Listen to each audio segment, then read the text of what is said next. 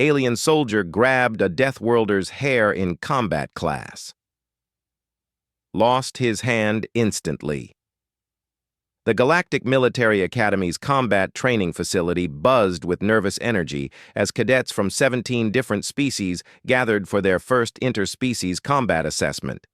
Among them stood Marcus Chen, the only human in his cohort, a representative of the species the galaxy had come to know as Deathworlders.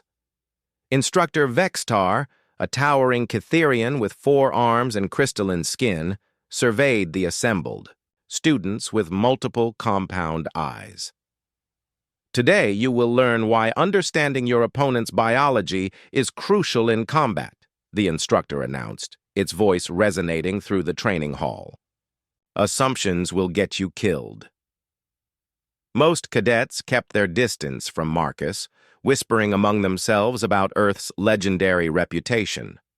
Stories circulated throughout the academy about the planet where everything, from the weather to the wildlife, actively tried to kill its inhabitants. But Zekthul, a Brontari warrior standing nearly 8 feet tall with thick armored hide, scoffed at such tales. "Deathworlder propaganda," Zekthul rumbled to his companions, his 4 eyes fixed on the relatively small human. "Look at him. Soft skin, no natural weapons, barely reaches my chest. These humans have convinced the galaxy they're dangerous through clever marketing." The Brontari came from Kepler 442b, a garden world where the most dangerous predator was roughly equivalent to Earth's house cats.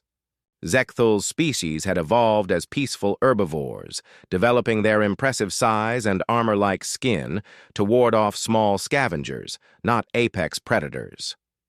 "Pair off for grappling exercises," Vextar commanded. "Remember, this is about technique, not brute force." Zekthul immediately stepped forward, pointing a massive clawed finger at Marcus. "I choose the human," he declared loudly, drawing nervous glances from other cadets. "Time someone exposed these Deathworlder myths." Marcus simply nodded, his expression calm and professional. At 5'10" and 180 pounds, he appeared dwarfed by the 8-foot Brontari. His brown hair, slightly longer than military regulation, moved gently as he walked to the center of the mat. "Standard grappling rules," Vexatar announced. "Submission. Pin for 5 seconds or opponent yields. Begin when ready." The 2 combatants circled each other. Zekthul moved with surprising grace for his size, while Marcus maintained a loose, relaxed stance that seemed almost casual to observers. "Your reputation precedes you, human," Zekthul taunted, flexing his considerable bulk. "I wonder how much of it is truth, and how much is galactic gossip." "Guess we'll find out," Marcus replied evenly, his breathing steady and controlled. Zekthul made the first move, lunging forward with arms spread wide to capture his smaller opponent in a bear hug. It was a sound strategy against most species. Use superior size and strength to overwhelm quickly. But Marcus wasn't most species. The human dropped low and pivoted, using Zekthul's momentum against him. As the Brontari stumbled past, Marcus grabbed him around the waist and executed a perfect hip toss, sending the larger alien crashing to the mat with a thunderous impact that shook the entire training facility. Stunned gasps echoed through the hall. Zekthul had just been thrown by someone half his size. The Brontari rolled to his feet, his 4 eyes now blazing with anger and embarrassment. "Lucky move, Deathworlder. Let's see how you handle real combat." This time, Zekthul approached more cautiously, using his reach advantage to probe Marcus's defenses. They grappled for several minutes, the Brontari's superior strength evident as he gradually gained dominant positions, only to find himself somehow reversed or escaped each time. Growing increasingly frustrated, Zekthul decided to end the match decisively. During a scramble, he noticed Marcus's hair, longer than the buzz cuts favored by most military personnel. Perfect, he thought, a leverage point his opponent couldn't escape. With lightning speed for his size, Zekthul's massive hand shot out and grabbed a fistful of Marcus's brown hair, yanking backward with tremendous force. What happened next would be discussed in military academies across the galaxy for decades to come. Marcus's reaction was instantaneous and terrifying. His body went from relaxed grappling to lethal combat mode in a microsecond. Generations of human evolution, millions of years of survival against predators that hunted by seizing prey, activated every combat instinct encoded in his DNA.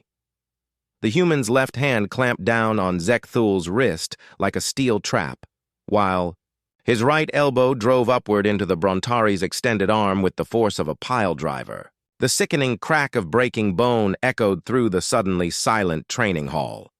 But Marcus wasn't finished.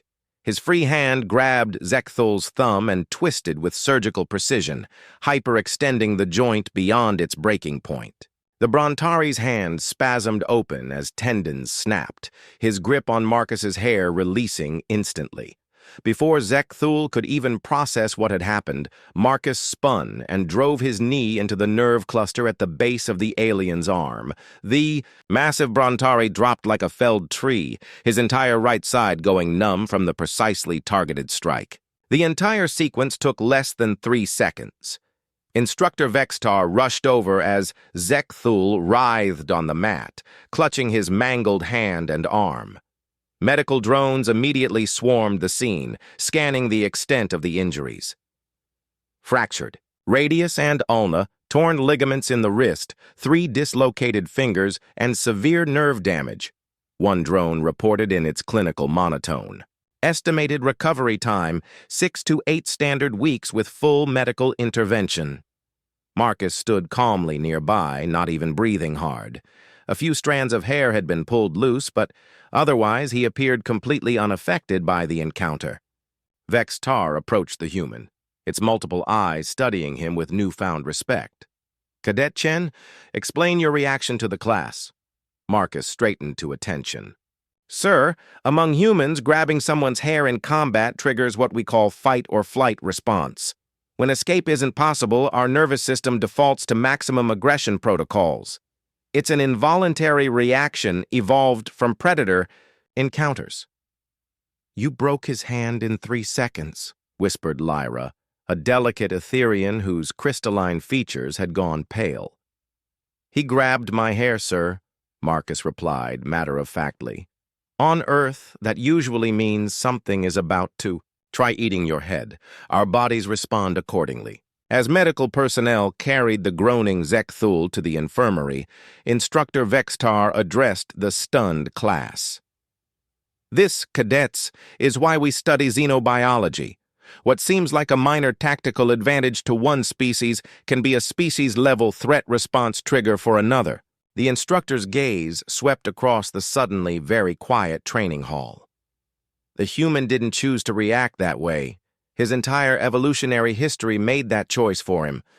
This is what we mean when we say the universe shaped the Deathworlders differently.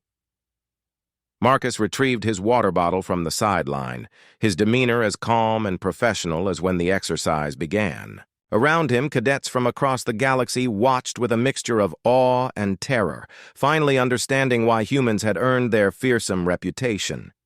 In the medical bay, as doctors worked to reconstruct his shattered hand, Zekthul learned the most important lesson of his military career: never grab a Deathworlder's hair.